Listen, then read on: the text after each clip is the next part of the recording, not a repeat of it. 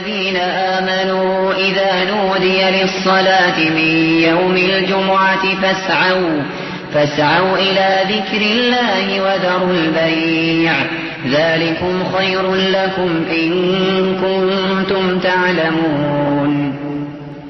فإذا قضيت الصلاة فانتشروا في الأرض وابتغوا من فضل الله واذكروا الله كثيرا لعلكم تفلحون.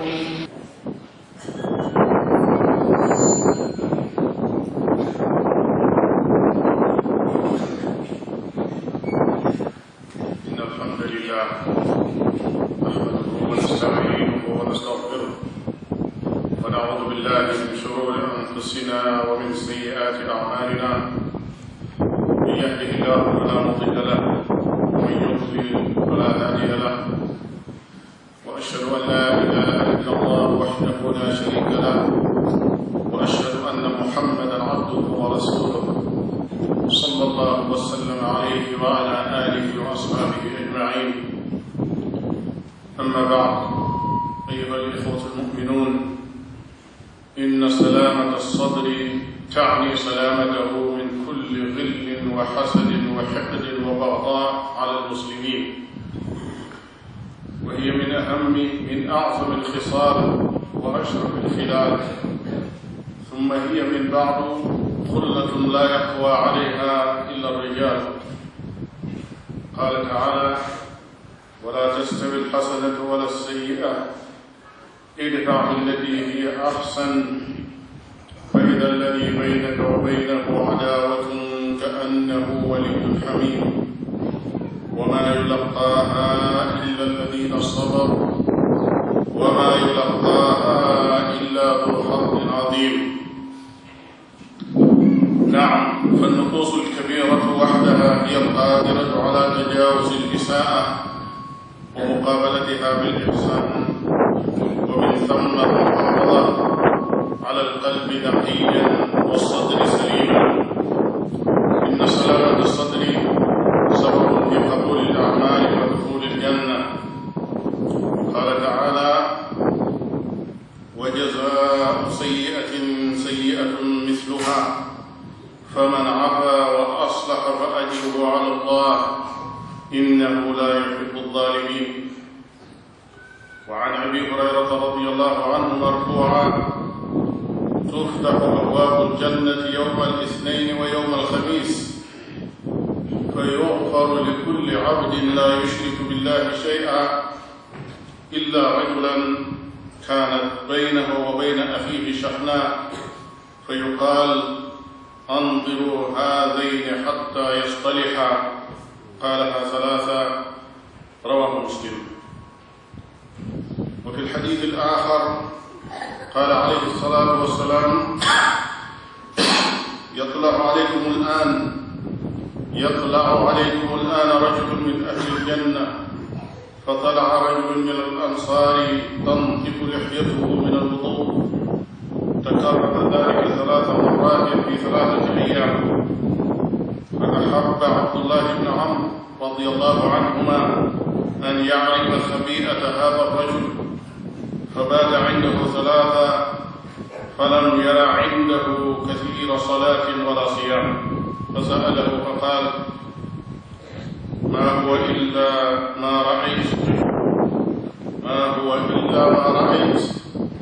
غير أني لا أجد في نفسي لأحد من المسلمين غشا ولا أحسد أحدا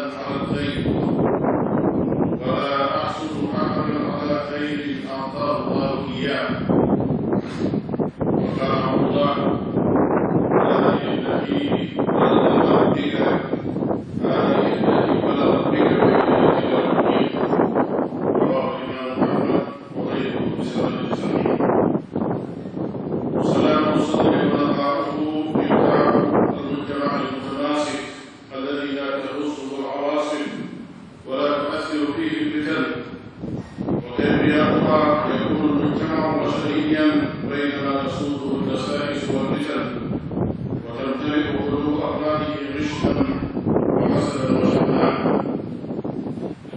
إن القلوب إذا تناقضت مثل الزجاجة تسبق لا يشعر. حضرت الوفاة أبا دجانة الأنصاري رضي الله عنه، وكان وجهه يتهلل، فقيل له في ذلك فقال: ما من عمل شيء أوثق عندي من الجنين، كنت لا أتكلم فيما لا يعنيني، وكان قلبي للمسلمين سليما. وضرب الإمام أحمد بن حنبل رحمه الله في زمن المعتصم ضربا شديدا، فلما كان زمن المتوكل أحس الإمام بأذى في ظهره، فإذا هي لحمة فاسدة التأم عليها الجرح، ولم يكن دفن من شق الظهر وإخراجها. قالوا: فلما أحس الإمام بالألم وحرارة الشق قال: اللهم اغفر للمعتصم. فيا سبحان الله، يستغفر لمن كان سببا في ألمه. إنه منطق عظيم لا تعرفه القلوب الضيقة ولا النفوس الصغيرة. لا يحمل الحقد من تسمو به الرسل، ولا ينال العلا من تغفر الفضل. ومرض الإمام الشافعي رحمه الله، فعاده بعض أصحابه فقال له: قوى الله ضعفك. فقال الشافعي: لو قوى ضعفك لقتلني. فقال: يا إمام، والله ما أردت إلا الخير. فقال: أعلم أنك لو شتمتني ما أردت إلا الخير. ومن قبله قابل أحدهم زين العابدين علي بن الحسين رضي الله عنه، فقال له: أنت علي بن الحسين؟ قال: نعم. قال: أنت شيد العابدين. وتكلم فيه بكلام خبيث. فكان جوابه أن ابتسم وقال: يا ابن أخي، كل الذي قلته حق، والذي خفي عليك أكثر. فبكى الرجل وقال: إنما أقدرت على هذا لأن أحد الشاريين قال لي: إذا جعلته يغضب ويحزن فلك 1000 دينار.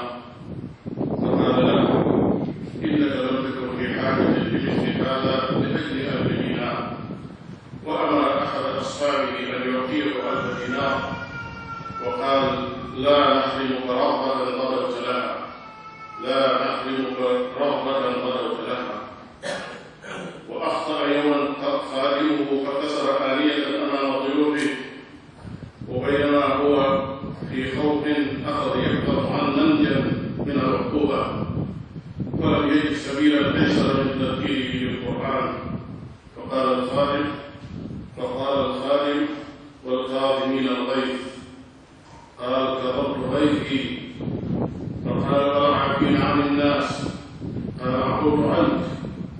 قال: الله يحب المحسنين. وقال: أنت حر في سبيل الله. ومن قبل ذلك كله كان يوسف عليه السلام مثلا بثا في سلامة الصدر، فبعد أن فعل به إخوته ما فعلوا، وبعد أن صار في منزلة يقدر فيها على الانتقام، أبى أن يثأر لنفسه ووفى لإخوته الكيل، ثم قال لهم: فلا تثريب عليكم اليوم، يغفر الله لكم وهو أرحم الراحمين. هكذا الشأن أيها الأحبة، صفاء وود، إخاء وحب، قلب سليم ونفس صافية، وصدر يحتمل الزلات ويغفر الخطايا، ويعفو بالإحسان الإساءة، ومنطق كمنطق الشاعر الذي يقول: وإذا الحبيب أتى بذنب واحد جاءت محاسنه ب1000 شفيع. فأين من هؤلاء من يحمل على أخيه بمجرد أنه نسي دعوته إلى وليمة، أو لأنه اختلف معه في كلمة؟ وأين من هؤلاء من يحمل على أخيه لكلمة خرجت من غير قصد فيحملها على الشر وهو يجد لها بالخير محملا؟ وأين هؤلاء جعل من ذهنه ذاكرة كالحاسوب يسجل فيها كل صغيرة وكبيرة من هفوات إخوانه، حتى إذا غضب على أحدهم أخرج له قائمة طويلة فيها الحوادث والأرقام والتواريخ. وليعلم المؤمن أن ما يقع بينه وبين إخوانه إنما هو كيد من الشيطان الذي يسعى لإبعاده عن الخير وإبعاد الخير عنه. لذلك ختم الله تبارك وتعالى آية فصلت بقوله: وما يلقاها إلا الذين صبروا وما يلقاها إلا ذو حظ عظيم. ثم قال: وإما ينزغنك من الشيطان نزغ فاستعذ بالله إنه هو السميع العليم. وفي الأعراف: خذ العفو وأمر بالعرف وأعرض عن الجاهلين. ثم قال: وإما ينزغنك من الشيطان نزغ فاستعذ بالله إنه سميع عليم. وقال يوسف في شأنه مع إخوته: من بعد أن نزغ الشيطان بيني وبين إخوتي. أعوذ بالله من الشيطان الرجيم. وسارعوا إلى مغفرة من ربكم وجنة عرضها السماوات والأرض أعدت للمتقين الذين ينفقون في السراء والضراء والكاظمين الغيظ والعافين عن الناس والله يحب المحسنين. أقول ما تسمعون وأستغفر الله العظيم لي ولكم ولسائر المسلمين والمسلمات والمؤمنين والمؤمنات فاستغفروه إنه هو الغفور الرحيم.